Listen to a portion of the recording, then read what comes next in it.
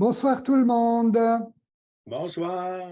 content de vous voir, Bonsoir tout le monde. content de repasser un petit moment avec vous ce soir. Voilà, Jacques, je te laisse la parole et puis à tout à l'heure. Ok, merci Martin. Alors, bonsoir tout le monde. J'espère que vous allez bien. Vous savez qu'on est en pleine période de la fête de Pâques pour le monde juif. Peut-être que vous aussi, vous avez vécu quelque chose, d'autant plus que ce dimanche, c'était le week-end qu'on vient de passer, c'était la fête de Pâques chrétienne. Et cette année, les calendriers se rejoignent un petit peu, d'une façon un peu spéciale. Alors, permettez-nous, au niveau du collectif des ministères, de vous souhaiter, parce qu'il en est encore temps, on est encore dans les jours des pains sans levain, de vous souhaiter une bonne Pâques et de vous rappeler l'essentiel de la Pâques, Christ est ressuscité. Hein, ça, Alléluia. c'est le plus important. Voilà. Il est vraiment ressuscité. Amen, amen. Voilà, alors écoutez, ce soir, ça va être un petit peu particulier, puisque donc c'est Michel Allard tout seul. Corinne n'est pas là parce que je crois qu'elle s'en va demain en Israël, hein, donc elle va nous quitter, et donc je pense qu'elle est en train de préparer sa valise. Donc ce soir, on n'a que Michel. La prochaine fois, on aura peut-être Corinne toute seule aussi, on verra ça. Voilà, en tout cas, si vous avez reçu, et je pense que tout le monde l'a reçu, sinon vous ne seriez pas là avec nous, si vous avez reçu notre invitation, vous vous êtes rendu compte qu'il y avait une espèce de questionnement qui était posé. C'était je participe ou je m'implique. Je participe ou je m'implique. C'est la question qui va motiver l'enseignement que Michel va nous partager. En y réfléchissant un petit peu, je me suis dit que nos Zooms, c'était beaucoup de participation. Hein, participation ce soir en direct avec vous, participation sur YouTube, sur la chaîne des ministères itinérants, c'était très bien, mais souvent, participation c'est une chose et implication c'en est une autre. Alors, Michel va le développer, je ne développerai pas plus que ça là-dessus, mais simplement pour vous dire que pendant l'intervention de Michel, prenez une feuille, prenez un stylo et notez les choses qui vous intéressent, prenez des notes, parce que tout de suite après Michel, on entendra un chant que Michel a choisi pour la soirée, et ensuite, eh ben, vous aurez la parole. Et donc, ne vous contentez pas de participer, mais impliquez-vous. Vous avez Michel en face de vous, vous avez peut-être des questions à lui poser par rapport à ce que vous aurez entendu, ou peut-être une remarque, ou peut-être une pensée personnelle, etc.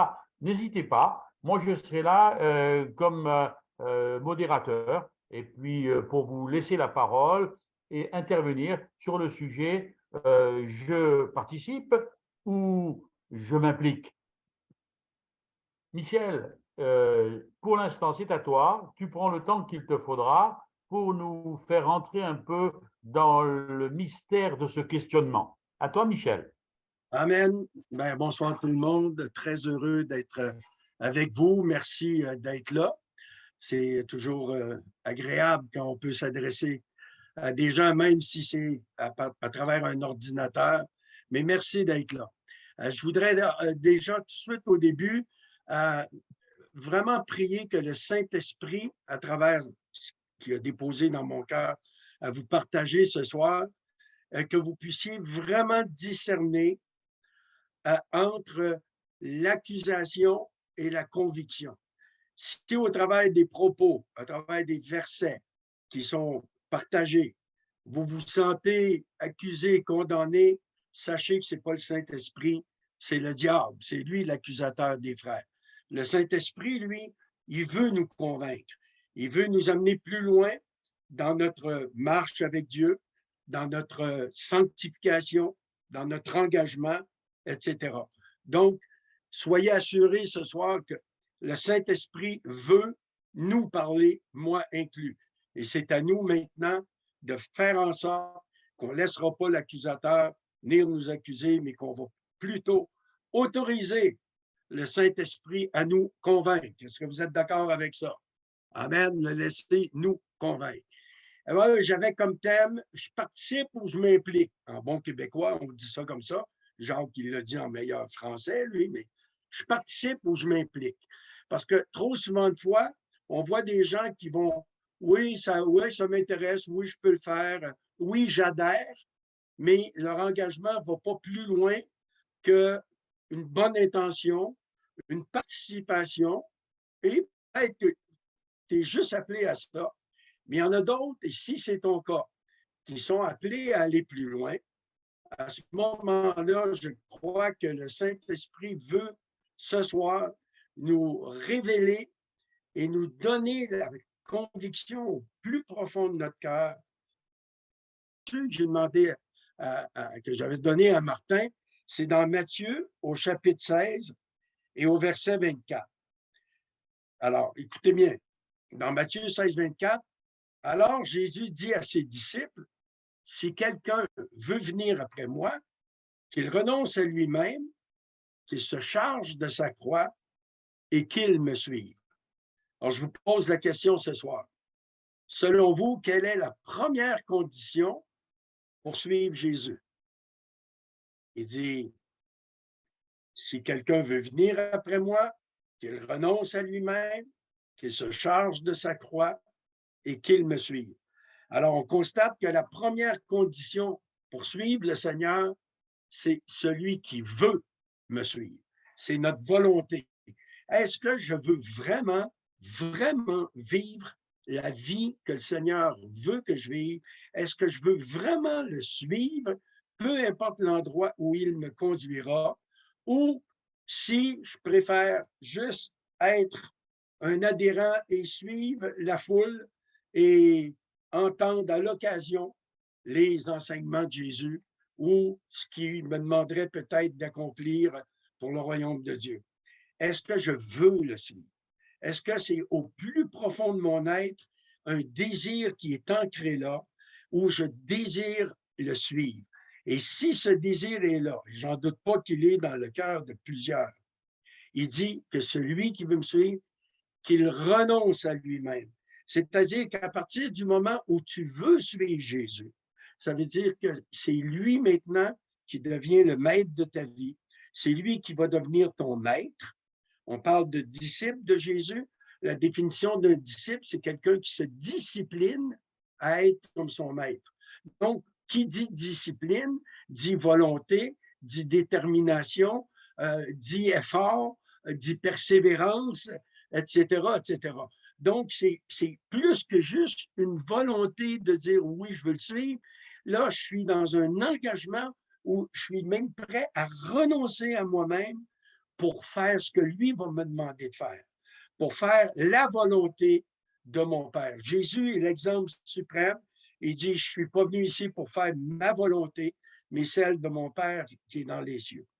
Et très souvent de fois, lorsqu'on parle d'encouragement, qu'on essaye d'exhorter les gens, de s'impliquer dans l'œuvre de Dieu, d'aller plus loin dans ce qu'il déploie peut-être comme effort, comme énergie pour le royaume de Dieu, parce que des efforts, des énergies, pour nous-mêmes, on en déploie du matin au soir, presque à chaque jour de notre vie, parce que, bon, on veut ceci, on veut cela, ou on s'est engagé dans telle et telle chose, puis on fait les efforts qu'il faut pour nos choses terrestres, mais là, il y a un appel plus élevé qui est celui de le suivre, lui, le Seigneur Jésus-Christ, et d'accomplir la volonté de notre Père qui est dans les cieux et non plus la nôtre, de renoncer à nous-mêmes. Et ça, c'est pas évident de renoncer à soi-même. Il y a un prix à payer, parce que dans la foulée du verset, il dit, celui qui veut me suivre, qui renonce à lui-même, qu'il se charge de sa croix. Alors, on n'est pas appelé à être crucifié comme Jésus-Christ l'a été, et on a célébré ça vendredi dernier, mais là, on est appelé plutôt c'est quoi ma croix? Moi, je dois définir c'est quoi ma croix. Qu'est-ce que j'ai à renoncer? Qu'est-ce que j'ai à clouer sur la croix, à faire mourir, parce que la croix, c'est un instrument de torture pour mettre à mort les criminels. Donc, qu'est-ce que j'ai à mettre à mort dans ma vie, dans mes attitudes, dans mes comportements, parce que j'ai décidé de suivre Jésus et que je suis prêt à payer le prix qu'il faudra.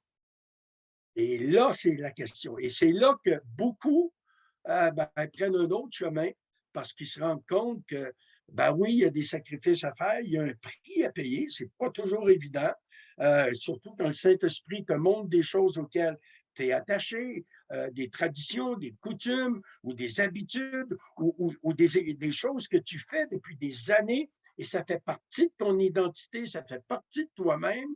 Et là, soudainement, le Saint-Esprit te montre que pour suivre Jésus,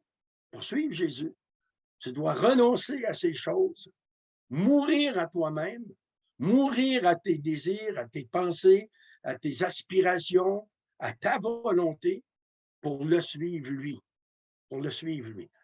Et il m'est venu une image un jour et j'aimerais vous la partager qui représente, selon moi, vraiment la différence entre participer et s'impliquer. D'où le titre de mon thème ce soir, je participe ou je m'implique. Fait que Martin, si tu veux mettre la photo qui représente cela, et voilà. Vous voyez cette belle image, 2 œufs bacon. Ça, c'est typique d'un petit déjeuner au Québec. Et les Québécois, on aime le matin prendre un bon petit déjeuner. Et le mets traditionnel, c'est 2 œufs bacon. Et dans cette image, on voit que la poule a participé au petit déjeuner. Elle a pondu 2 œufs, puis elle a continué sa journée. Mais pour qu'il y ait du bacon dans l'assiette, le porc, ça y a coûté sa vie. Et là, on voit vraiment la différence entre participer à une œuvre, participer à un ministère, participer au royaume de Dieu et s'impliquer pour que le royaume de Dieu se manifeste. Merci pour l'image, Martin. Et j'avais trouvé cette image très parlante. C'est folklorique, tu vas dire 2 œufs bacon. Mais le porc, ça lui a coûté sa vie pour qu'il y ait du bacon. Mais contrairement à nous, le porc n'a pas eu le choix. On lui a pas demandé, serais-tu d'accord à ce qu'on te transforme en bacon? Et il l'a subi.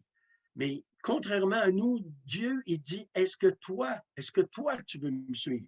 Est-ce que toi, tu es prêt à tout quitter pour me servir? Moi, le Seigneur Jésus-Christ. Moi, cet appel-là, je l'ai eu, je dirais, dans presque les 2 premières années de ma conversion.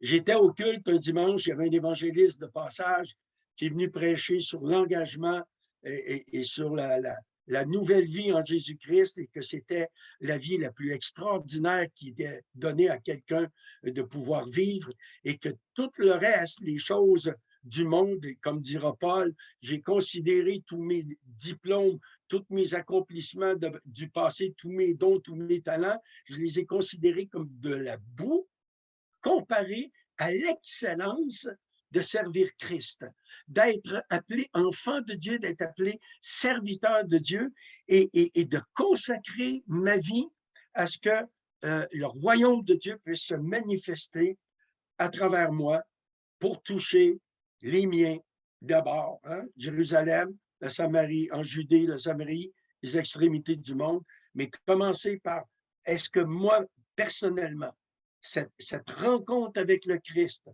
a bouleversé tellement ma vie que c'est ce qu'il y a de plus précieux, c'est ce que je désire par-dessus toute chose.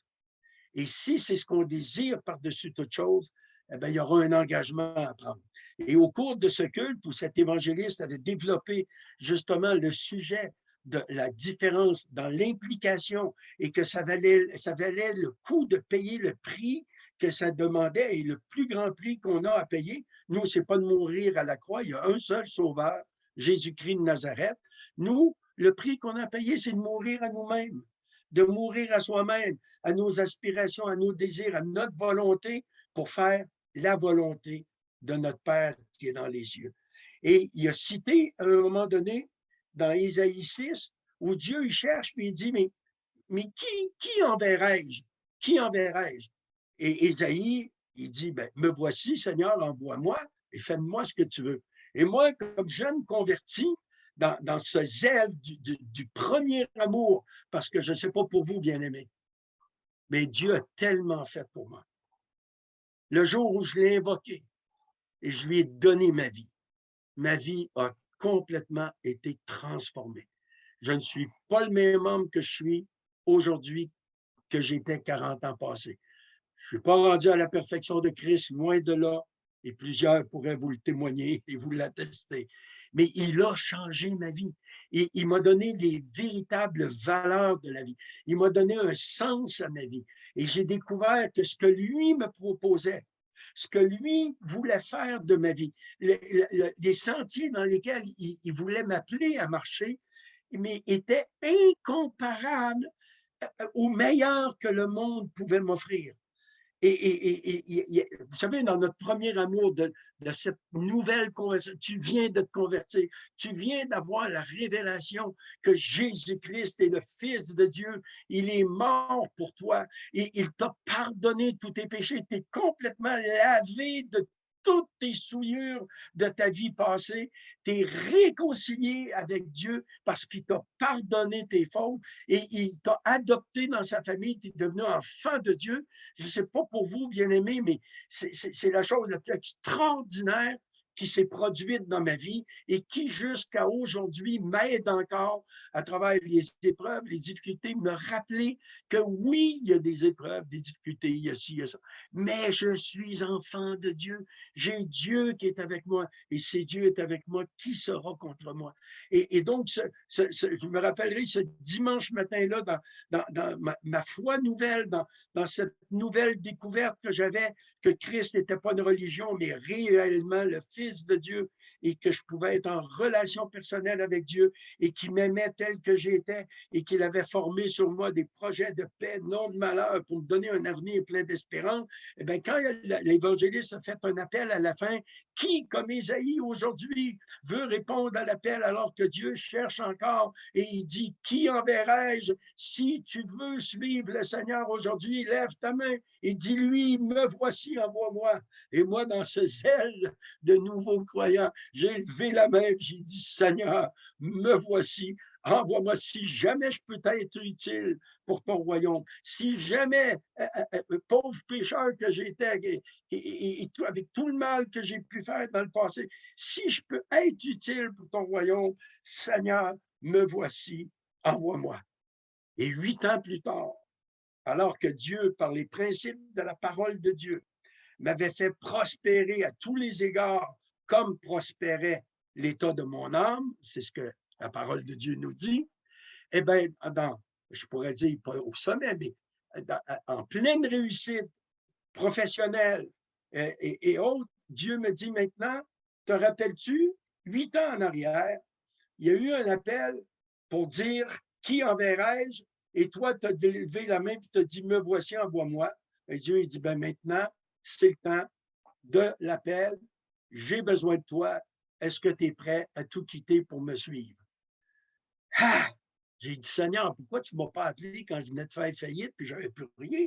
Là, maintenant, j'ai une bonne santé financière, j'ai une réussite, je suis copropriétaire d'une grosse boîte informatique, le couple a été rétabli, mes enfants vont bien, on a tout ce qu'il nous faut, on est en bonne santé, on a une belle maison, 2 belles voitures, on a tout ce qu'il faut. Pourquoi tu m'appelles maintenant? C'est avant qu'il fallait que tu m'appelles. Avant, je n'aurais pas eu grand-chose à sacrifier. J'aurais fait comme la poule, j'aurais participé, j'aurais donné 2 œufs, puis j'aurais continué ma vie. Mais là, il disait, est-ce que tu es prêt à tout quitter pour me suivre? Et c'est une décision que j'ai prise le 26 août 1990 et que je n'ai jamais regretté. Est-ce que ça a toujours été facile? Loin de là. Est-ce que ça m'a coûté? Ça m'a coûté énormément. Et ceux qui connaissaient mon parcours de vie, vous savez ce que ça m'a coûté, entre autres. Vous ne connaissez pas tout. Mais ce que ça m'a coûté, en comparaison avec ce que lui m'a donné en retour et qui continue à me donner, il n'y a même pas de comparaison. C'est juste la vie la plus extraordinaire. Mais je veux juste ouvrir une parenthèse. Toi qui m'écoutes ce soir, peut-être que tu penses que pour répondre à l'appel de Dieu et le suivre totalement, que tu dois tout quitter pour devenir pasteur, évangéliste et autres. Peut-être, mais peut-être pas non plus. Là où tu es, là où Dieu t'a placé. Et peut-être même tu es retraité et tu dis, mais à quoi je peux servir maintenant? Laisse-moi te dire que si vraiment, encore une fois aujourd'hui, tu prends cet engagement de dire, Seigneur, aujourd'hui, ton Saint-Esprit parle à mon cœur, tu me demandes si je veux te suivre. La réponse est oui, je veux te suivre. Est-ce que je suis prêt à renoncer à moi-même? Oui, mais j'ai besoin que tu m'aides. Montre-moi ce à quoi j'ai à renoncer. Et quelle est la croix que je dois prendre pour te suivre? Quelle est ma croix? Parce qu'on n'a pas la même croix à porter. À un, il va demander certaines choses, à d'autres, telle autre chose. Moi, il m'a demandé de tout quitter parce qu'il y avait un appel sur ma vie pour devenir porteur de bonnes nouvelles, me consacrer à temps plein à l'annonce de l'Évangile. Et par la suite, quand j'ai répondu à cet appel, les choses, mais c'est juste de façon extraordinaire comment Dieu a conduit la suite. Mais avant qu'il amène la bénédiction, il m'a dépouillé. Il m'a dépouillé. C'est dans le prophète Osée, je crois, il dit, je te conduirai au désert afin de parler à ton cœur. Et quand j'ai quitté carrière et profession, eh bien, dans la suite, dans les 2 années qui ont suivi, j'ai perdu la banque a repris notre maison. De 2 voitures de l'année, on s'est retrouvé avec une voiture, je ne vous dirai pas de quelle année. Pendant plusieurs mois, l'assemblée où j'étais rattaché nous a soutenus avec des paniers de nourriture. J'ai tout perdu. Lessivé, vendu les valeurs de rachat qu'il y avait sur des assurances vie que j'avais pris pour mes enfants, pour mon ex-épouse, pour moi, etc. Lessivé jusqu'à vider les fonds de tiroir. Et je ne comprenais pas parce que je disais, mais Seigneur, j'ai tout quitté pour te suivre. Et regarde dans quel état j'étais. Quand je n'étais pas à temps plein pour toi, j'avais une maison, des voitures, j'avais tout. Puis là, aujourd'hui, je n'ai plus rien. Et j'ai dit, Seigneur, c'est pas toi ça. Toi, tu n'es pas un Dieu qui ôte. Et quand tu permets ces choses-là, c'est parce qu'il y a une leçon. Tu veux m'apprendre quelque chose. Mais j'ai dit là, Seigneur, j'ai besoin que tu me répondes. Et j'ai crié à Dieu du fond de ma détresse. J'ai dit, Seigneur, maintenant, ça suffit. J'ai besoin que tu me dises pourquoi ce dépouillement. Et Dieu, quand on l'invoque, il nous répond. Jérémie 33:3, vous m'invoquerez, je vous répondrai. Je vous révélerai des choses secrètes, des choses que vous ne connaissez pas. Et je l'ai invoqué de tout mon cœur. Et il m'a répondu avec le verset de Deutéronome 8:2, où il disait, souviens-toi de ces 40 années que l'Éternel, ton Dieu, t'a fait passer dans le désert pour t'éprouver, pour connaître ton cœur, pour voir si oui ou non tu garderais ses commandements. Wow! J'ai dit, OK, tu es en train de me faire passer un test. Tu voulais me dépouiller vraiment pour savoir si, parce que toute la bénédiction que Dieu m'avait donnée depuis ma conversion, je reconnaissais que c'était de lui. Malgré mes talents naturels, il y avait une bénédiction surnaturelle. Et la Bible nous dit, c'est la bénédiction de l'Éternel qui enrichit. Il ne la fait suivre d'aucun chagrin. Et je reconnaissais que tout venait de lui. Et il disait maintenant, tu vois, je t'ai tout donné et maintenant je reprends tout ce que je t'avais donné pour tester si c'est la bénédiction que tu cherches ou le Dieu de la bénédiction. Ou si tu es prêt, mais vraiment à renoncer à tout pour me suivre et faire ma volonté. Et là, quand j'ai eu cette conviction que c'est ce que Dieu, c'est personnel, hein? C'est mon témoignage personnel, à moi, ça s'est passé comme ça. Et là, j'ai dit, OK, c'est un test, mais j'ai dit, Seigneur, prends tout ce que tu voudras. Il n'est pas question que je retourne en arrière. J'ai décidé de tout quitter pour te suivre et maintenant, je vais aller croûte que croûte jusqu'au bout. Je ne reviendrai pas en arrière. Il n'est pas question que j'abandonne. Et à partir de ce moment-là, quand Dieu nous fait passer à travers le feu, quand Dieu nous fait passer à travers des épreuves, c'est jamais pour nous enlever des choses. C'est un Dieu qui donne. Mais il ne veut pas que notre cœur soit attaché à rien d'autre qu'à lui. Il nous veut entièrement pour lui. Peu importe où tu es, peu importe ce que tu fais, peu importe ta position, Dieu te veut entièrement à lui. Et pour être entièrement à lui, c'est pas facile. Et c'est un processus. Comme je vous disais tout à l'heure, je ne suis pas rendu là. Mais je suis beaucoup plus près de cela que je l'étais 30 quelques années en arrière. Et plus que tu t'avances dans le service avec Dieu, dans ce renoncement à toi-même, dans le fait d'être tout entier pour lui, OK? Mais plus que tu chemines dans cette direction-là, plus que tu vois la grâce de Dieu, plus que tu connais l'amour de Dieu, la bonté de Dieu et la fidélité de Dieu à prendre soin de toi pour voir à tous tes besoins. Et c'est ce qui t'encourage à aller à l'étape suivante, d'aller plus loin, d'aller plus loin, d'aller plus loin. Alors, juste avant qu'on aille dans une période de questions, en préparant, vous avez remarqué, ce n'est pas vraiment un enseignement, c'est un cœur à cœur que je vous partage ce soir pour inciter le plus en plus de gens à vraiment prendre la décision. Seigneur, je veux te suivre, je veux marcher dans tes voies, je suis prêt à renoncer à moi-même, je suis prêt à porter la croix que tu vas me confier à porter, parce que mon plus grand désir, c'est que ta volonté soit faite sur la terre comme elle est faite au ciel. Utilise-moi comme bon te semble. Là où tu iras, tu me demanderas d'aller, j'irai. Et il m'a demandé de venir en France. J'y suis parce que je lui avais dit que ma vie maintenant lui appartenait et que là où il m'appellerait, là où il voudrait m'utiliser, que j'acceptais. Et lorsque cette décision-là est prise, laissez-moi vous dire quelque chose. La paix, le bonheur, l'assurance que ça te donne. Tu es prêt à faire face à n'importe quelle épreuve, n'importe quelle difficulté parce que tu as appris la volonté de ton Dieu. Tu as appris combien Dieu est bon, combien il est fidèle. Jamais il nous abandonne. Mais est-ce qu'on est prêt, nous, à tout abandonner pour lui? Est-ce qu'on est prêt, nous, à renoncer à notre volonté, à nos désirs, à nos passions pour nous consacrer à ce que lui nous demande, ce à quoi il nous demande de nous consacrer? Parce que les temps sont courts, les temps sont courts. On voit partout autour de nous que l'œuvre de Satan s'amplifie. Ça, c'est la mauvaise nouvelle. Les ténèbres sont de plus en plus pesants sur la terre. Mais la Bible nous dit que là où le péché abonde, la grâce surabonde. Il y a une grâce surabondante pour nous.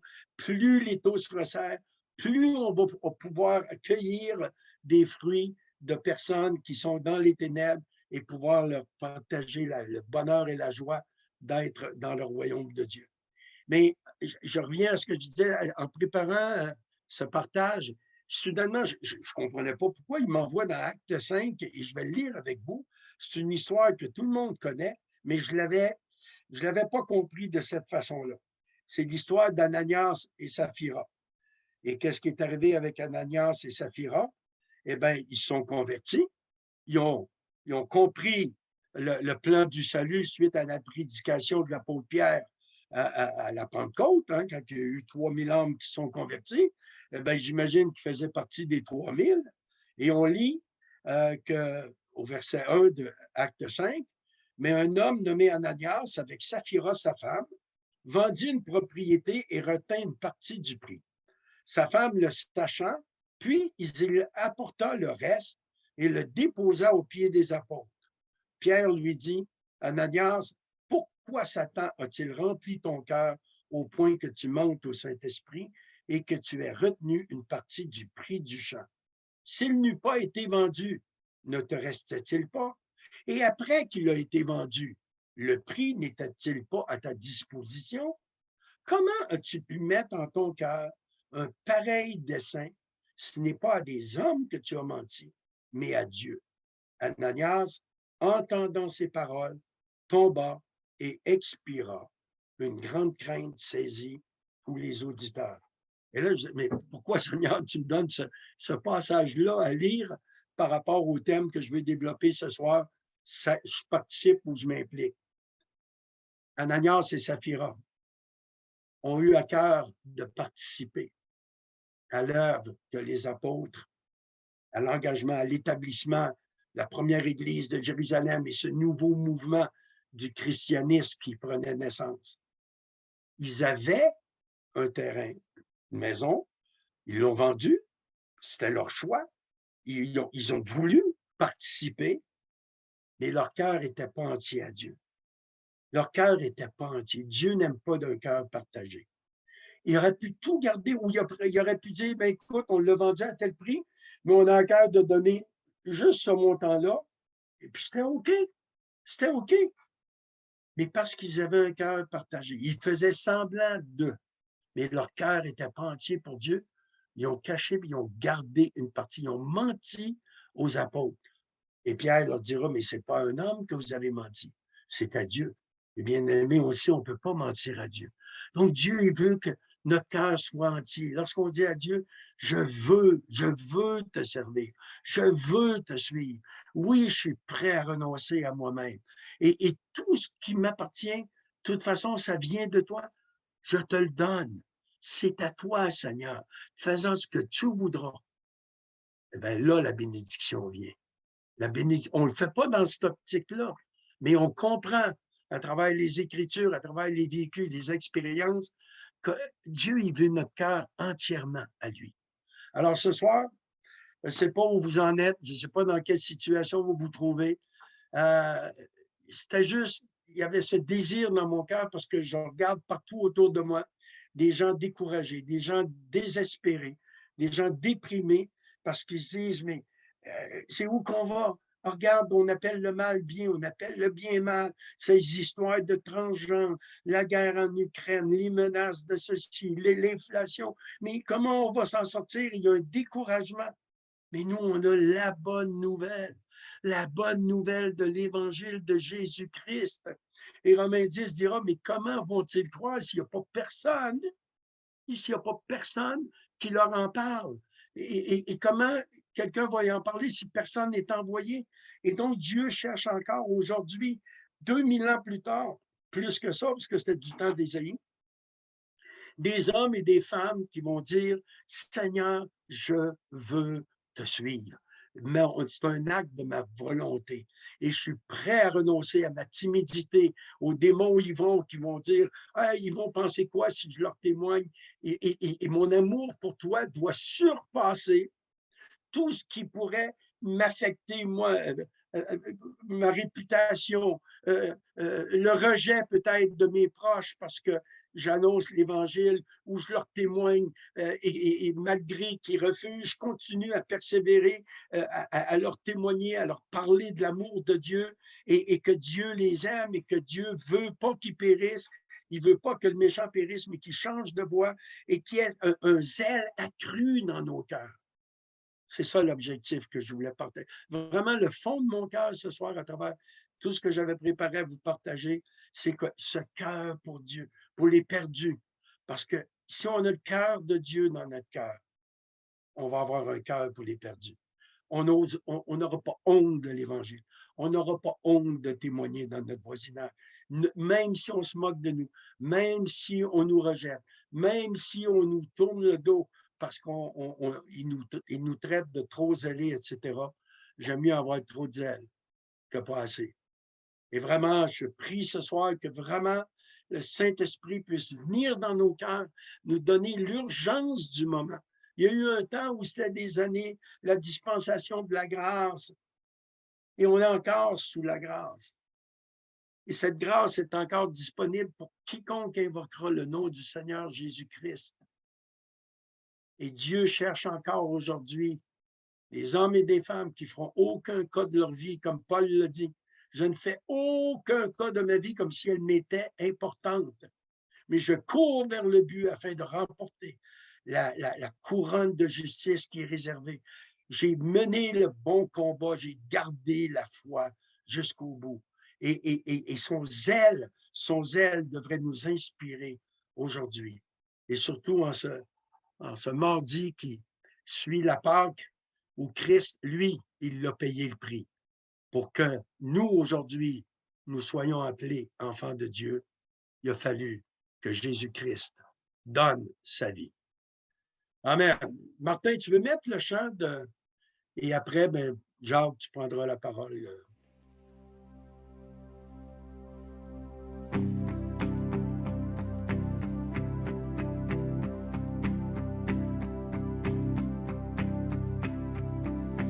Dans la joie, quand le soleil m'inonde, sur les monts, ta présence abonde. Jésus, je te suivrai. Dans la peine comme mon âme sombre, dans la vallée du deuil et de l'ombre, oh, Jésus, je te suivrai.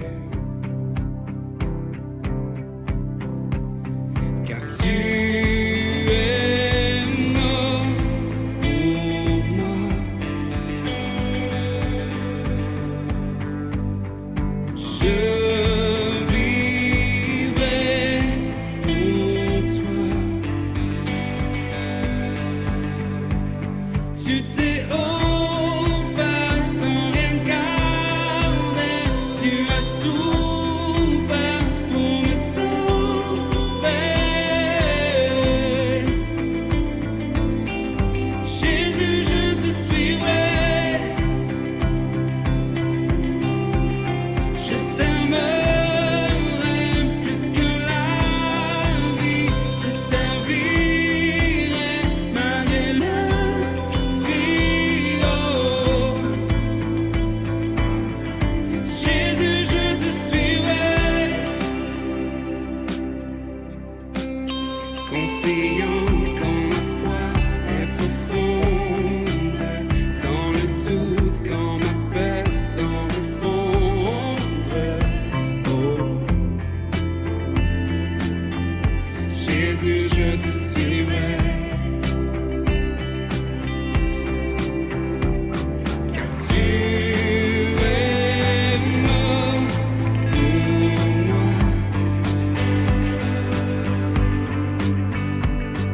Je vivrai pour toi. Tu t'es offert sans rien garder. Tu as souffert pour me sauver.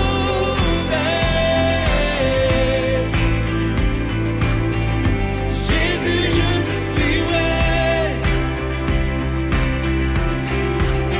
Je t'aimerai plus que la vie, te servirai malgré la vie. Oh,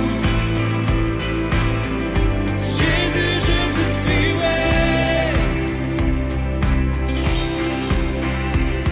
Car tu es mort pour moi.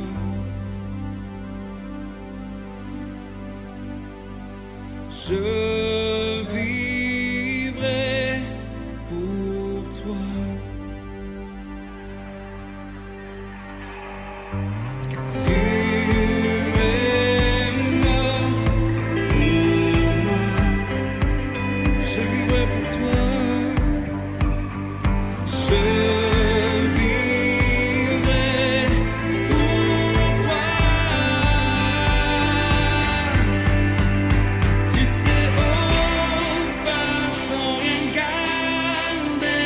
Tu as souffert pour me sauver. Jésus, je te suivrai. Je t'aimerai plus que la vie, te servirai malgré la vie. Oh, Jésus, je te suivrai. Oh,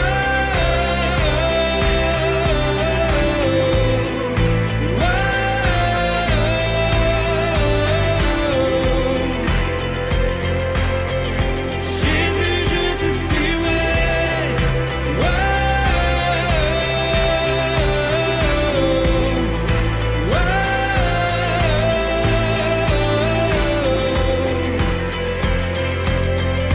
Jésus, je te suivrai. Oh,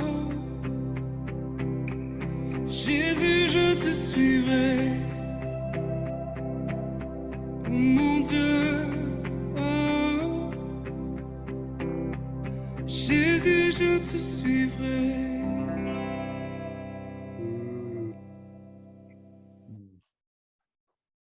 Alléluia. Merci, Martin. Merci beaucoup. C'était un chant magnifique et puis c'était un partage aussi très, très intéressant. Michel, le groupe s'appelle comment? Impact Impact. du Alors, les Québec. amis, je ne sais pas si ce groupe ou si le sujet qui vient d'être développé par Michel vous a impacté. Ben, j'espère que oui, parce que maintenant vous avez la parole et je vais vous inviter non plus à participer, mais à vous impliquer. Alors, Amen. allez-y, ouvrez votre micro, faites-moi signe avec la main qu'on puisse ouvrir votre micro. Voilà, alors, voilà, je vois une main qui s'agite. Vous ouvrez votre micro et puis vous intervenez pour le sujet qui vous a touché, une pensée, une question si vous en avez, etc. C'est à vous la parole. Jean-Paul. Jean-Paul, vas-y. Oui, bonjour. Bonjour. Merci Seigneur pour les conditions avec lesquelles je vous reçois maintenant, parce que là c'est sur grand écran. Bien, je passe. Donc j'ai voulu plus participer, c'est peut-être pour ça que je vous reçois mieux. Je vous écoute mieux aussi. Amen. Et ça m'a. Pendant plusieurs jours, quand j'ai vu le titre du flyer que j'ai collé sur le frigidaire, le frigo, puis j'ai dit, tiens, c'est intéressant.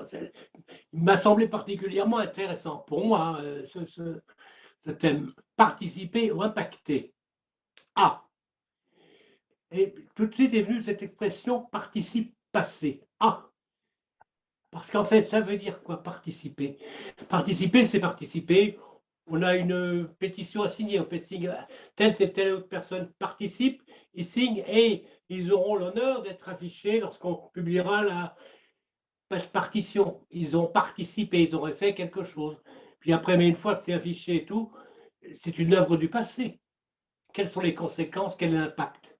Il y en aura peut-être. Mais lorsque je vois c'est impacter, ça veut dire que ça laisse un impact d'une balle, d'une boulonnée de canon sur un mur, ça laisse une trace. Et lorsqu'on est impliqué, s'impliquer, et lorsque je m'implique, ben, je reçois peut-être des boulets de canon, je reçois des choses. Donc c'est plus fort que de participer comme ça et dire pour participer, c'est-à-dire pour dire ah, cet événement-là, j'étais là, j'ai participé, j'étais avec un tel.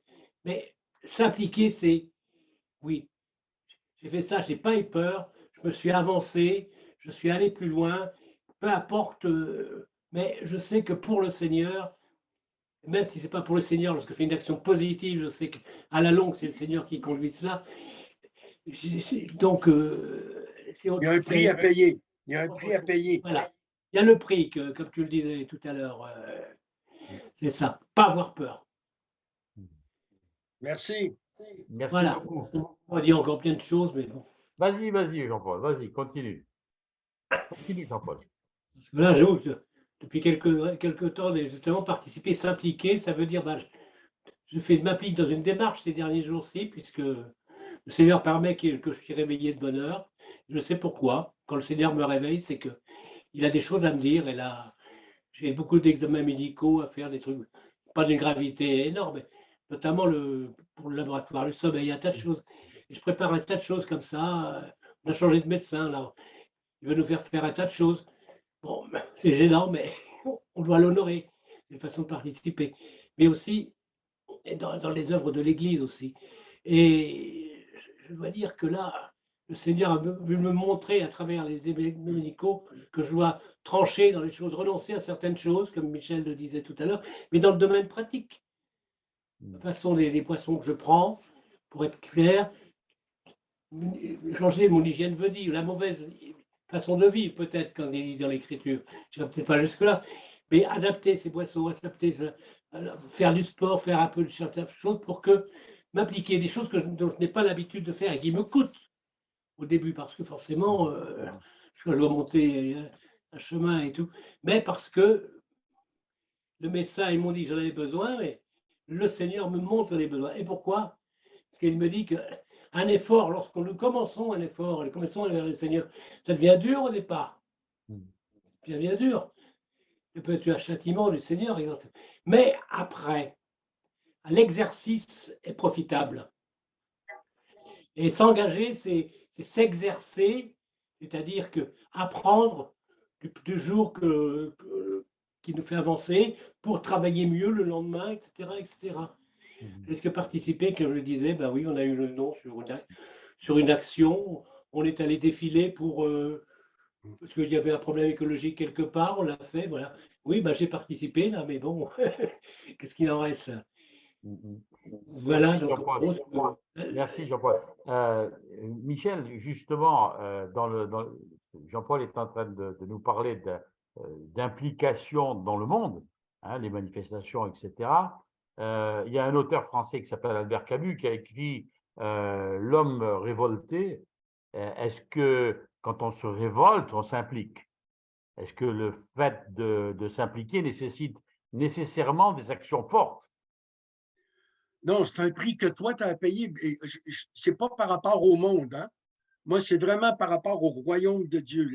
Dieu, il est venu sur terre. On vient de célébrer la mort et la résurrection de Jésus-Christ. Mais c'était quoi sa mission sur terre?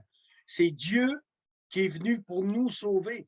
Le salut maintenant est disponible. À quiconque invoquera le nom du Seigneur sera sauvé. Il a accompli sa mission. Et maintenant, il dit, mais j'ai besoin de vous. J'ai besoin de vous. Quand il y a eu la Pentecôte qu'on va célébrer dans 50 jours, et l'effusion du Saint-Esprit, c'était pourquoi? Pour qu'on soit les témoins de Jésus et qu'on annonce la bonne nouvelle. C'est ce que les femmes ont fait le matin du tombeau. C'est ce que les disciples ont fait. Eux qui, quelques jours avant, avaient tous pris la poudre d'escampette parce que leur maître a été arrêté. Et donc, il y a eu un prix à payer. Mais avant, ils participaient à l'œuvre de Jésus, les apôtres. Ils suivaient Jésus, c'est Jésus qui faisait tout. Et eux, waouh, les démons nous obéissent, on est wow, hey, on fait partie de la gang de Jésus. Mais une fois qu'ils l'ont arrêté, là, on a vu qu'ils ont été dispersés. Mais après avoir reçu le Saint-Esprit, et ça, c'est ce qui nous encourage à nous, ça veut dire que n'importe qui reçoit le Saint-Esprit de Dieu, d'abord, si tu ne l'as jamais reçu, la Bible nous dit que Dieu le donne à tous ceux qui le lui demandent. Demande à Dieu de te baptiser de son Saint-Esprit pour faire de toi son témoin. C'est ça l'objectif. Le reste, il y a beaucoup de frioritures avec les différentes dénominations, les différentes traditions. Quand on célèbre de cette façon-ci, on célèbre. C'est tout beau, alléluia, merveilleux. Mais l'essence même de la croix et de la résurrection, le tombeau vide, c'est le salut des âmes. C'est ce qui devrait, c'est ça s'impliquer. C'est moi, je ne veux pas être juste un participant à des cultes. On peut le ramener, mais moi, je ne veux pas le ramener dans la société.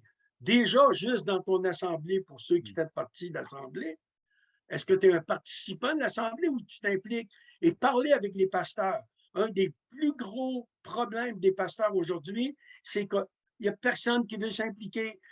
Tu as des projets, tu veux faire des campagnes d'évangélisation, tu voudrais organiser un café, quelque chose pour toucher ton voisinage avec la bonne nouvelle de Jésus-Christ. Tu fais appel aux gens. Ah ben non, je marie ma fille. Ah ben non, je dois aller en voyage.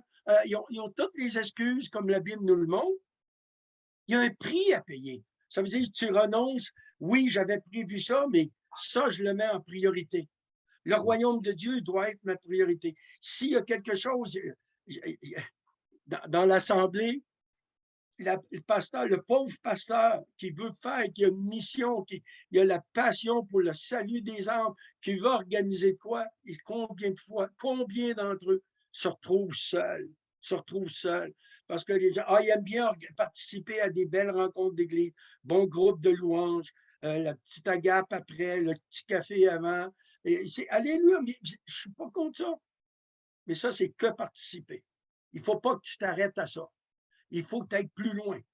Il y a un prix à payer. Renonce à toi-même, c'est ce que Matthieu 16, 24 nous dit.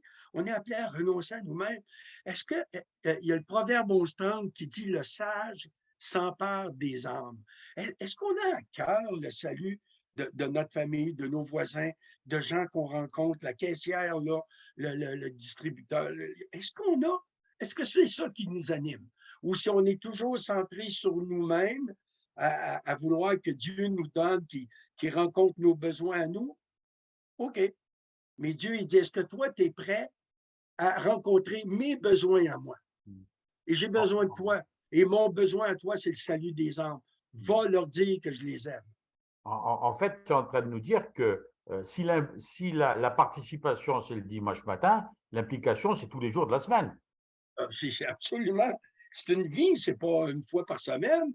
C'est vraiment de dire, moi, je suis engagé chaque jour. D'abord, il y a quelqu'un qui disait, je me souviens plus si c'est Wesley, il disait, avant de parler à quelqu'un de Jésus, parle à Jésus de ce quelqu'un. Est-ce que tu as à cœur de prier pour le salut des âmes? Est-ce que tu as à cœur de prier pour ton voisin et que Dieu crée une circonstance favorable pour que tu puisses lui partager l'Évangile, l'amour que Dieu a pour lui, etc. On commence par ça. Puis quand tu commences ta journée, tu t'en vas à l'épicerie, tu vas chez le médecin, tu vas n'importe quoi, tes antennes sont sorties, tu es à l'affût de à qui tu peux parler de l'amour de Dieu. Tu as dans ta poche un petit tract, une petite pensée du jour que tu as lu, la bonne semence, tu l'as lu le matin. Après l'avoir lu, tu ne la mets pas en poubelle, hein? Tu la gardes avec toi et tu la déposes dans la salle d'attente. C'est tous des petits détails comme ça. Mais ça, il faut que ça soit en dedans de toi. Ce n'est pas des techniques. Est-ce que tu veux suivre Jésus? Est-ce que tu veux suivre? Et comme le chant le disait, OK, je vais te suivre malgré le prix. Oui, il y a un prix. Mais c'est rien comparé au prix que lui a payé pour nous. Oui, Diane, on vous écoute. Bonjour à tous. Bonjour. Il y a un psaume qui me fait penser justement à ce qu'on partage présentement, le psaume 107, le verset 24. C'est un bel accent, ça. C'est un accent québécois, ça. Oui, très québécois. Bonsoir, Je l'aime pas, Diane. mais c'est comme ça. Ceux qui étaient descendus sur la mer dans les navires et qui travaillaient sur les grandes eaux, ceux-là virent les œuvres de l'Éternel et ses merveilles au milieu de l'abîme. Si tu t'impliques, tu vas voir la gloire de Dieu. Il faut faire des pas. Ce n'est pas en restant juste en pensant qu'on veut servir le Seigneur, mais c'est vraiment en s'impliquant. Comme moi, j'ai encore plein des choses à apprendre. Puis comme Pasteur Michel disait, on a des prêts à payer, puis je ne sais pas jusqu'à où le Seigneur va me faire payer le prix. Et puis, je demande la grâce de Dieu pour être capable, justement, d'être à la hauteur du prix. On n'est pas tout rendu là. Mais je travaille présentement dans une banque alimentaire chrétienne. Et puis, le travail que je fais, je parle avec les gens.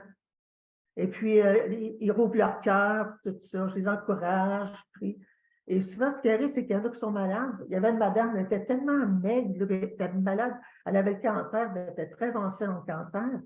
On lui a demandé la permission si on pouvait prier pour elle. Et puis, on a demandé à son mari. Et puis, là, on s'est mis ensemble, une couple de personnes, on a prié pour elle. Mais elle a été guérie avec des preuves médicales. La madame, pour remercier le Seigneur, elle a acheté des kits à toute sa famille, à tous ses enfants, tout ça. On voit la gloire de Dieu. Amen. C'est comme ça, c'est à tous les jours. Comme Pasteur Michel dit aussi, ou bien c'est un autre monsieur qui disait que la nuit, le Seigneur le réveille. Il y a un but pour ça qui nous réveille, c'est pour prier. Si on est rempli du Saint-Esprit, on prie en langue, le Seigneur dirige nos pas pour ce qu'on va faire aujourd'hui. Jésus, il consultait le Père tout le temps, là. Fait que s'il voyait faire au Père, il le faisait après durant la journée. Et puis, ça devient plus facile, de plus facile. Puis, plus qu'on s'approche du Seigneur, plus qu'on a la compassion pour les âmes. Et puis, plus que le Seigneur ouvre des portes. Mais il faut mourir à nous-mêmes, à notre réputation, parce que des fois, on peut passer pour ridicule, mais le Seigneur ne permet jamais qu'on soit vraiment ridicule. Il élève son nom à travers de nous. Et puis, on voit la gloire de Dieu parce qu'on est dans les grandes eaux. Oui, il y a des combats. Oui, il y a du renoncement. Oui, il y a des craintes. Des fois, il nous demande des choses grandioses que de nos forces, on n'est pas capable, mais ce n'est pas nous qui le faisons, c'est lui. Amen. Et souvent, on sert des fois, le Seigneur, je fais ça pour t'obéir, puis la balle est dans ton camp maintenant. Moi, au moins, je ne me reproche pas de ne pas avoir obéi. J'ai vu la gloire de Dieu incroyable. Et Gloire puis, à Dieu. c'est vraiment édifiant. J'encourage vraiment, sinon, parce que justement, il y a des grandes récompenses. Si on veut voir la gloire de Dieu, il faut s'impliquer. Parce que le Seigneur dit qu'il va travailler avec celui qui travaille. Mais si on est assis, ben, qu'est-ce qu'il voulait qu'il fasse? Pas grand-chose. Mais si on s'implique, si on avance, pas faire les œuvres qu'on invente, mais faire les œuvres de Dieu qui portent du fruit. Amen. Et puis, c'est une grande bénédiction. Puis oui, comme Pasteur Michel disait, il n'y a pas rien de plus valorisant, de plus rempli, qui nous remplit, là, qui nous comble de servir le Seigneur, Yes. d'avoir la gloire de Dieu. Tu vois, des gens qui sont guéris du cancer, même une personne que je connais qui était morte cérébrale, était électrocutée. On a prié pour cette personne-là. On n'a pas vu de résultat au moment où on a prié, mais à minuit le soir, le Seigneur l'a rencontré. Il est revenu à la vie complètement normale. Tout, tu sais, un Gloire à aveugle, Dieu.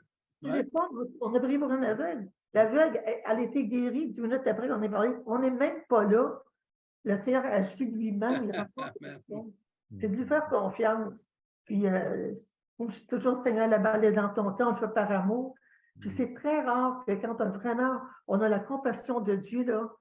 Puis moi, en tout cas, les fois que j'ai eu vraiment la compassion de Dieu là, pour une situation, j'ai toujours été exaucé. Toujours été exaucé. Mais il faut se tremper dedans, il faut vraiment le vivre, cela, là, tu sais. Puis c'est pas déçu. En tout cas, j'encourage tout le monde. Là, puis oui, il y a des choses qui sont décourageantes dans le monde, mais le Seigneur nous avait averti que ça arriverait, ces choses-là. Ah oui? Il a dit de ne pas craindre, il est avec nous. Et puis, si on est né dans cette période de temps, ça dit que c'est pour un but. Et puis, c'était comme la COVID et tout. Le Seigneur nous montrait, il y avait des menaces de toutes sortes de choses. Le Seigneur, à un moment donné, il me donne un passage dans la parole de Dieu. Il dit, rappelle-toi la promesse que j'ai faite à Balaam pour le peuple d'Israël. Tu sais, tout le monde pensait qu'on serait maudit et tout, puis les malédictions qui étaient venues sur nous. Le Seigneur dit, non, tu es un peu béni de l'Éternel. Amen. Gloire à Dieu, on a vu la main de Dieu, puis dans ces temps-là, on a pu être soutien pour les gens et tout ça, puis on a pu s'impliquer. C'est pas meilleur que d'autres, là. C'est pas pour glorifier moi, c'est pour glorifier Dieu, mais c'est un parcours qu'on fait tous les jours. Et puis, oui, quand on renonce à nous-mêmes, même Amen. Dieu agit. Ce qui est formidable, Pasteur Noël, c'est que, en fait, avec ton accent, ça me dit aussi qu'il se passe la même chose au Québec qu'il se passe en France si on veut bien ouvrir un cœur de compassion. Hein. Amen, amen. Même à l'église, après ça, je vais terminer, parce que je vais prendre toute la place. Sinon, j'étais dans une église, les enfants de 10 ans qui se repentent de leurs péchés, qui sont baptisés du Saint-Esprit, des ados, des jeunes adultes, on remet notre vie en règle avec Dieu, des enfants qui étaient rebelles, qui prient pour être soumis au Seigneur et être soumis à leurs parents. On voit plein de choses. C'est d'être trouvé fidèle. Puis le Seigneur, lui, il amène les œuvres devant nous, tout ça. Puis quand on prie et on intercède, ben, le Seigneur agit par son esprit, puis on a le bénéfice de voir sa gloire se manifester. C'est vraiment excitant. Je te remercie. On va voir si. Pardon, vas-y, Michel. Vas-y. Juste avant, Diane, d'abord, merci de tout cœur pour ton partage. Il y a un élément clé dans ce que tu viens de partager. Quand on a la compassion des gens, quand on porte dans notre cœur l'amour pour les gens, c'est impossible que Dieu reste insensible. C'est impossible. Et à travers cet amour-là, il se manifeste et il touche. Et c'est la raison pour laquelle il y a beaucoup d'exaucement à tes prières. Je t'encourage, continue. Lâche pas. Amen. Michel, je vais rebondir parce que je trouve que c'est hyper important ce qu'on vient de partager là. Hein. Oui. Et moi, ce que j'aimerais, c'est tous nos amis qui sont là, qui écoutent, et puis ceux qui écouteront un jour sur YouTube, peut-être que c'est le moment où, Michel, je vais te demander de prier pour qu'on ait un cœur de compassion. Que vraiment ceux qui ont à cœur d'avoir vraiment la compassion de Dieu, qu'on puisse la recevoir maintenant. Hein, Michel, si tu veux bien prier pour qu'on va prendre un peu de temps pour ça maintenant, s'il te plaît. Amen. Alors, oui, ce que j'aimerais prier un verset de la parole de Dieu. OK? Vas-y. Dans Romains 5,5. Seigneur, je prie ta parole maintenant pour tous ceux qui nous écoutent, maintenant ou qui écouteront plus tard. Or, l'espérance ne trompe point, parce que l'amour de Dieu est répandu dans nos cœurs par le Saint-Esprit qui nous a été donné. Alors, Dieu, ton amour est dans nos cœurs par le Saint-Esprit qui nous a été donné. Si tu n'as pas reçu ce Saint-Esprit qui peut déposer en toi l'amour de Dieu dans ton cœur, dis-lui maintenant, dis Dieu, j'ai besoin de ton Saint-Esprit afin d'aimer comme toi tu aimes, afin qu'il y ait au plus profond de mon cœur ton amour pour les perdus, pour les gens de ma famille, de mon entourage, que je sois porté, animé, rempli de ton amour. Au nom de Jésus-Christ, je te le demande. Amen, amen. Amen. Merci, Michel. Est-ce qu'il y a quelqu'un d'autre qui veut intervenir? Oui, je vois en bas Eddy, c'est marqué Eddy Bélanger. Vas-y, allez-y, vous avez la parole. Le micro, il faut mettre le micro en marche. OK, c'est beau. Je crois qu'on grandit à la mesure qu'on s'implique, puis qu'on s'implique à la mesure qu'on grandit, puis que la vie chrétienne, c'est une vie de tous les jours, une vie de prière, une vie de consécration, une vie de lire la parole de Dieu, puis d'être capable, comme Michel disait tantôt, d'être capable de présenter des traités ou des petites cartes de merci quand on va au restaurant, où est-ce qu'il y a le plan du salut en arrière. Des fois, on ne peut pas toujours parler à la caissière parce qu'elle est débordée. Mais on peut donner un petit traité, j'ai un petit cadeau pour toi. Puis à ce moment-là, on répand quand même la parole de Dieu. C'est sûr que c'est pas quand on est avec quelqu'un de particulier puis qu'on peut présenter le plan du salut. Mais au moins, on peut faire un peu de travail. Puis c'est de la semence que le Seigneur nous donne de pouvoir redonner puis de donner cet amour aux autres. Amen. D'accord, Michel, avec ça? Ben, j'aimerais que tu redises ce que tu as dit, qu'on s'implique. On grandit à la mesure qu'on s'implique et on s'implique à la mesure qu'on grandit. Tout est dit. Amen. Tout est dit. Et voilà, c'est une croissance, mais on commence par s'impliquer, ça nous fait grandir, et parce qu'on grandit, on s'implique encore plus, et c'est extraordinaire. Merci. En fait, moi, ce que j'ai compris aussi à travers l'intervention, c'est qu'il n'y a pas de grand ou de petit ministère.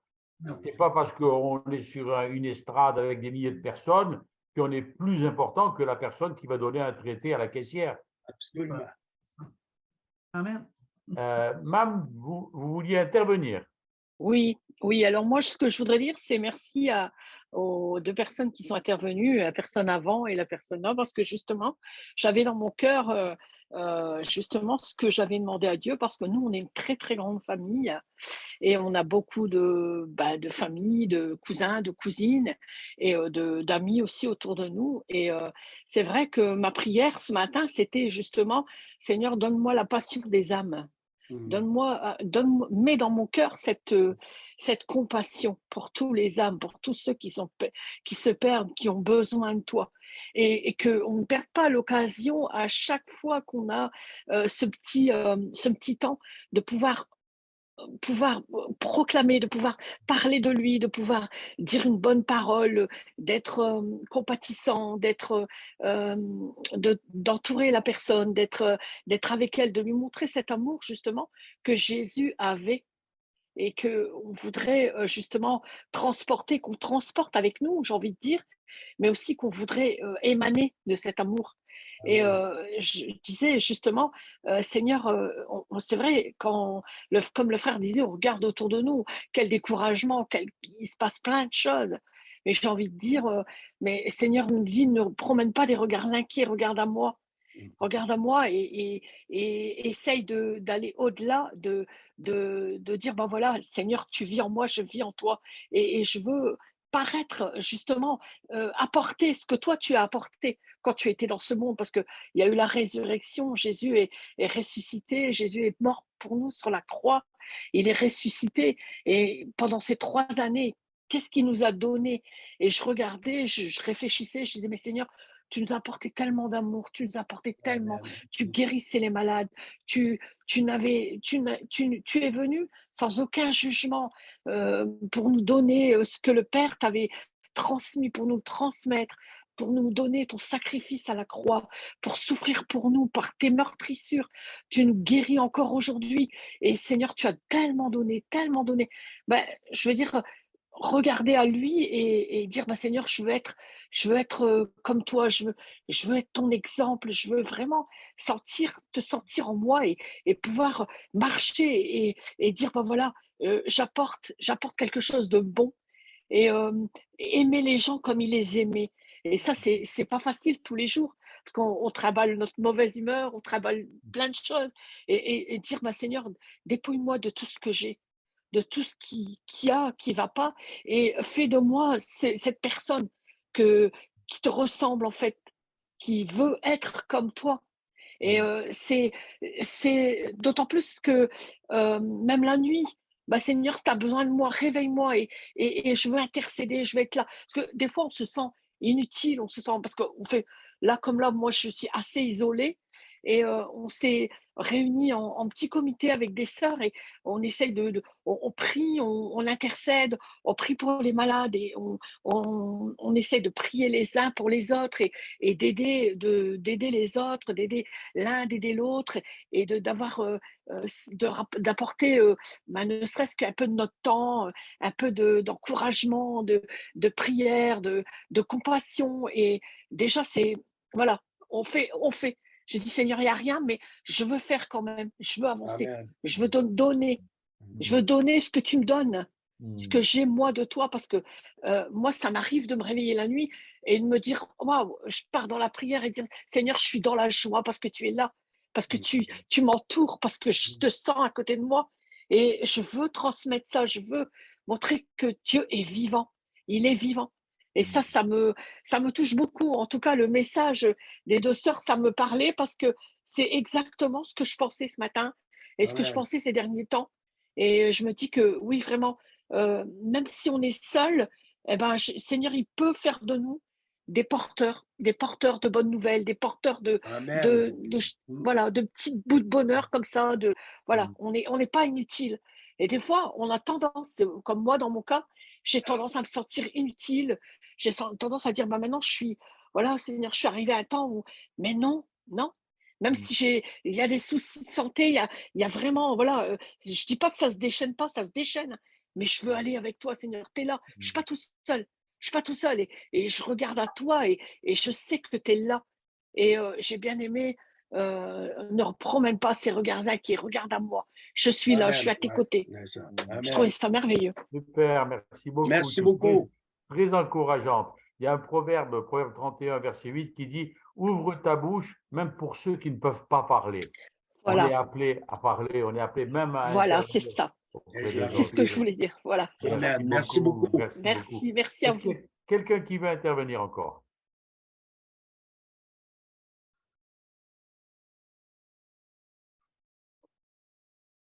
Ok, bon. Ah oui, Eddy, vas-y.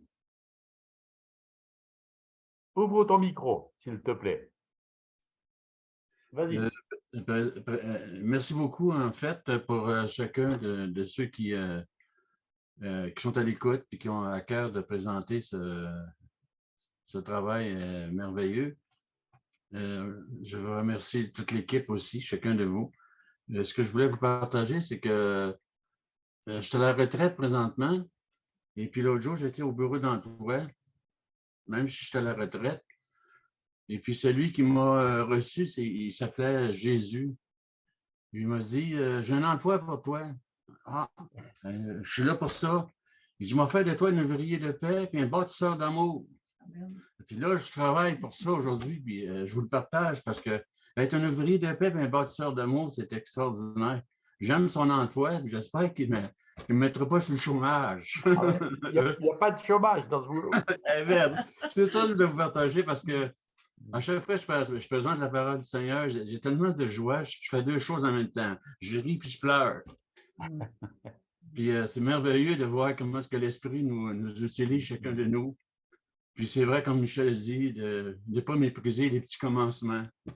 Puis juste les petites choses, le monde a besoin. Ils ont tellement besoin d'amour que quand on leur en emporte, là, ils partent. Là, on voit comment est-ce que le Seigneur est merveilleux.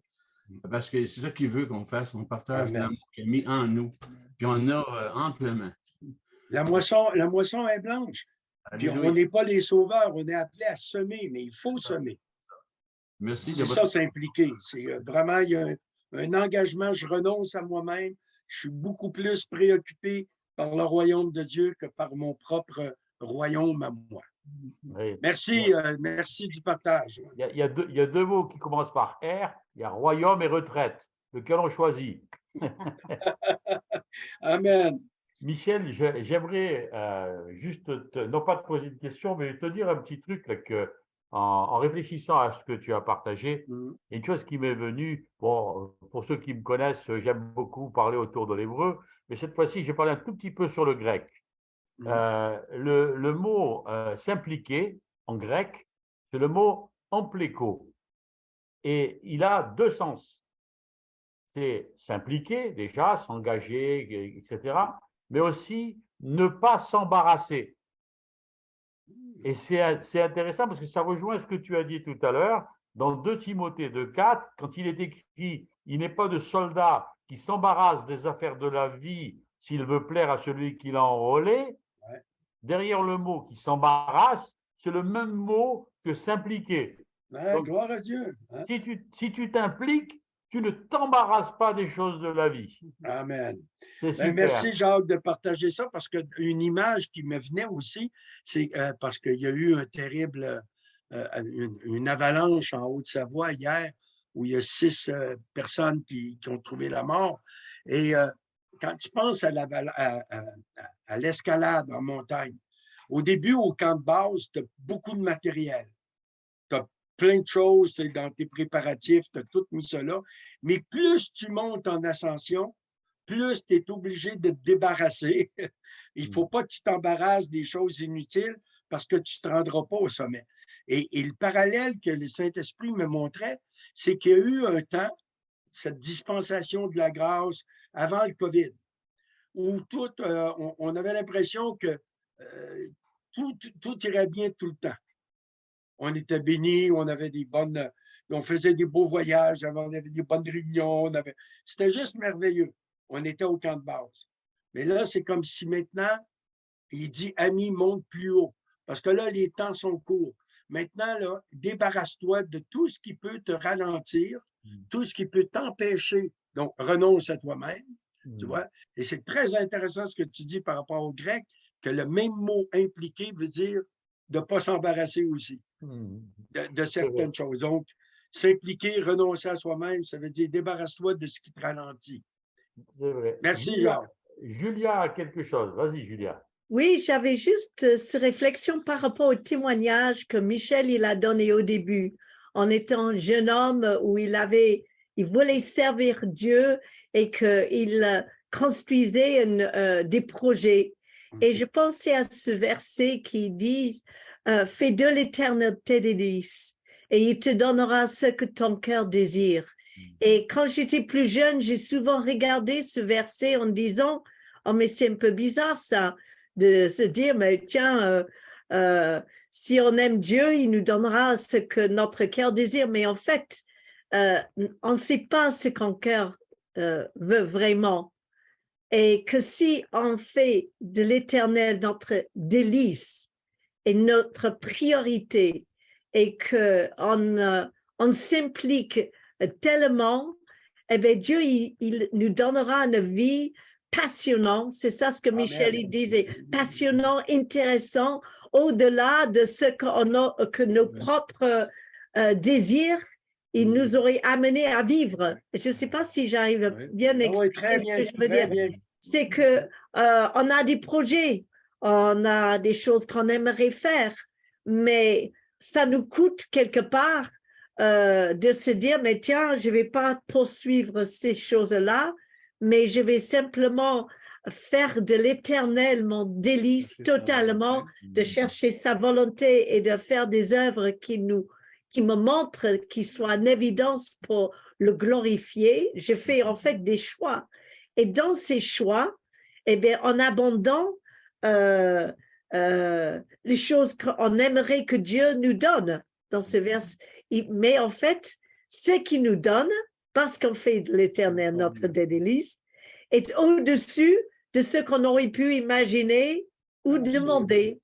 Et finalement, à la fin de notre course, absolument, on est gagnant, Claude. On ne finit pas à avoir au-delà et de vivre une vie qui était tellement plus intéressante que nos petits projets ou les attentes qu'on attendait que Dieu allait peut-être nous donner si on décidait de participer avec ces projets. Et Amen. voilà. Très juste. Ouais. Merci, Alors, Julien. C'est très juste ce que tu viens de partager. exactement. Alors, Il va mettre Julia, son désir dans notre cœur. Tu vois. Et de l'éternel tes délices, il te donnera tout ce que que ton cœur désire. désire. Julia, je sais que tu as fait même un chant là-dessus, hein, un Oui. chant merveilleux. Et j'aurais presque envie de te demander de le chanter, mais on ne peut pas en direct comme ça, c'est trop compliqué. Mais ce que je vais te demander, c'est, s'il te plaît, c'est de prier pour que cette prière faite de l'éternel, tes délices, rentre dans le cœur de chacun. Est-ce que tu veux bien prier pour nos amis qui sont là ce soir? Bien sûr. Shall we do a little bit of acapella? Fais de l'éternel tes délices et il te donnera tout ce que ton cœur désire, tout ce que ton cœur désire.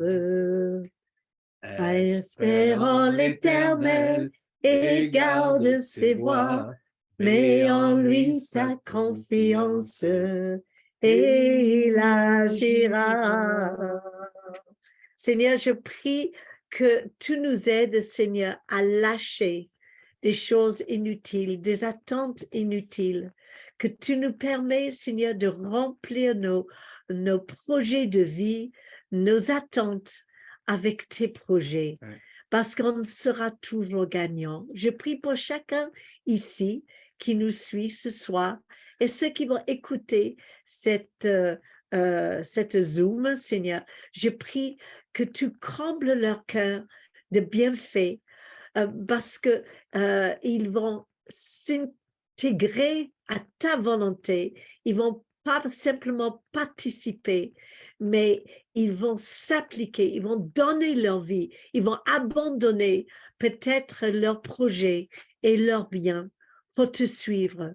Et Seigneur, tu vas leur faire prospérer selon la prospérité de leur âme.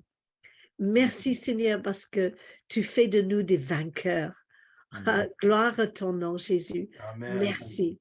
Que ton royaume et que ton nom soient glorifiés à travers le sacrifice de nos vies. Amen. Gloire à Dieu. Merci, Julia. Mon ami Martin, tu es où? Je ne te vois pas à l'écran. Ça y est, je te vois. C'est toi qui as le mot de la fin, Martin. On arrive à la fin. Sur le Sauf micro. s'il y a encore quelqu'un qui veut intervenir, auquel cas. Oui, moi, je voulais dire, oubliez pas la prochaine fois, vous verrez 2 œufs bacon. Pensez Alors, à Michel, quoi ça veut si dire. je peux me permettre, des œufs bacon pendant la période de Pessah, c'est un peu gênant, c'est pas très cachère. Mais bon, c'est Je pas suis sous la grave, on grâce, veut pas. pas sous la loi. C'est bon, allez. Moi non plus, moi non plus. Il y a Ruth qui voulait intervenir. Je ne te vois plus, Ruth. Non, non. Non, ça va? OK. OK. Martin. Allez, Martin. Voilà, merci à tous de nous avoir suivis. Merci aussi à toutes ces personnes sur YouTube et sur Facebook qui ont passé la soirée avec nous.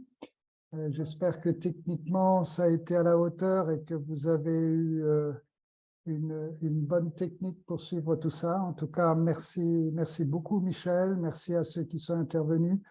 Ça fait chaud au cœur. Et c'est vrai que je me disais aussi pendant que tu parlais, je me disais, on est capable de faire tellement de choses. Et d'ailleurs, on va parler de faire dans notre prochain séminaire. Je vais y revenir. Mais c'est vrai qu'on peut faire tellement de choses souvent parce qu'on a l'impression qu'il faut le faire pour avoir bonne conscience, etc. Mais quand ce n'est pas fait dans l'amour, ça n'a pas d'impact. Donc, il est important qu'on travaille d'abord notre amour pour les personnes, notre amour pour le Seigneur, avant de chercher à faire pour que les choses soient faites. Parce que c'est un peu sec si c'est juste fait pour faire, quoi. Donc voilà, je rebondis là-dessus pour dire que nous aurons le mois prochain, au mois de mai, à Roussy, un séminaire en présentiel Ce sera du 19 au 21 mai, donc à Roussy, vendredi soir au dimanche après le repas de midi. Pour tous ceux qui sont intéressés, vous pouvez nous écrire sur notre mail habituel, le cmi777@gmail.com, et on transmettra pour les inscriptions. Sinon aussi, dans les mails d'invitation que je vous envoie, vous avez notre numéro de téléphone, enfin voilà. Et puis sur Facebook, il y a la petite affichette qui reprend aussi toutes nos coordonnées. Donc, si ça vous intéresse, merci de venir nous rejoindre. En principe, nous aurons aussi un Zoom le mardi 9. Pour l'instant, enfin, de toute façon, vous aurez les informations d'ici là. C'est en principe avec Corinne Allard. En tout cas, on vous retransmettra les informations.